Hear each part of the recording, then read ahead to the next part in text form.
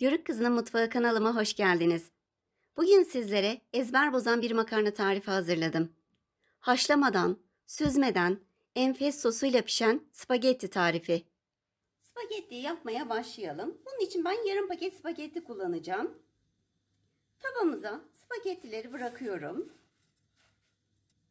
Tava büyük olduğu için spagettiyi bölme ihtiyacı duymadım. Ama sizin kullanacağınız tencere veya tava eğer küçükse spagettileri ikiye de bölebilirsiniz.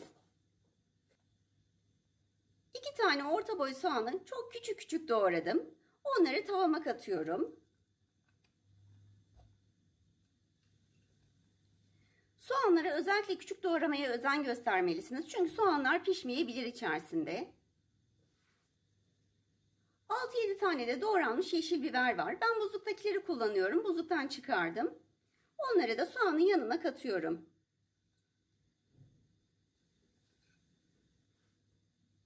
2 tane kabuklarını soyup küp küp doğradığım domatesleri de soğanların yanına katıyorum.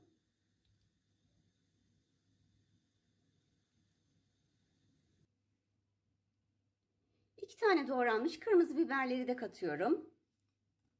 Onu da biberlerin yanına ekliyorum. Sebzelerimizin hepsini de kattıktan sonra baharatını ekleyelim.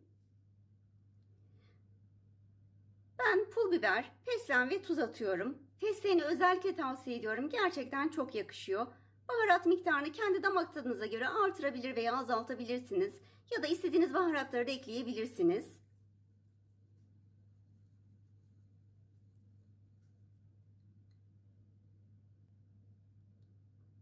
Üzerine 1 yemek kaşığı tereyağı, 1 yemek kaşığı da domates salçası ekliyorum. 2 yemek kaşığı kadar da zeytinyağı gezdiriyorum.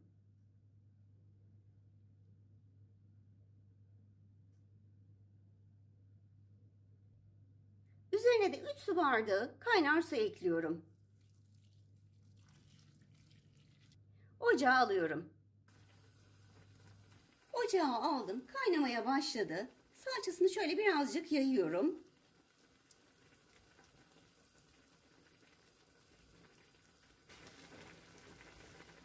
Altını kısıyorum. Bir kapak kapatıyorum ve kısık ateşte pişirmeye bırakıyorum. 2-3 dakika sonra kapağını açıyorum. Makarnalar biraz yumuşamış. Artık karıştırabilirim.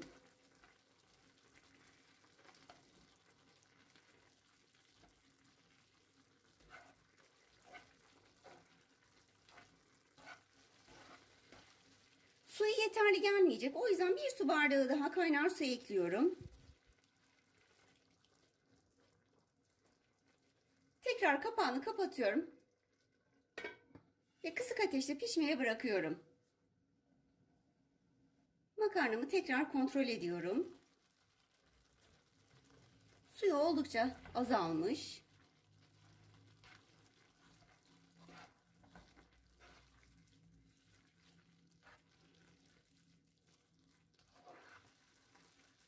Suyunu çektiğinde makarnamız da hazır olmuş olacak.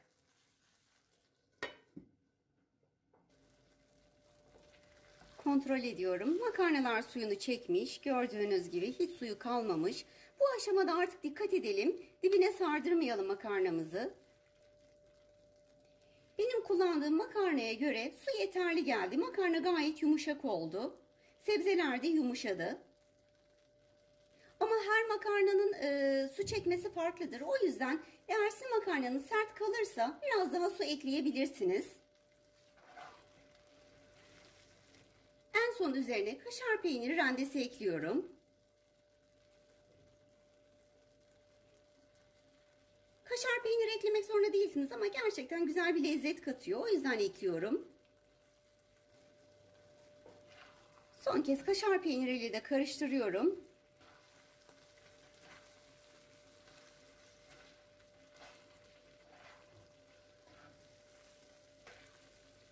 Altını kapatıyorum. Makarnamız servise hazır.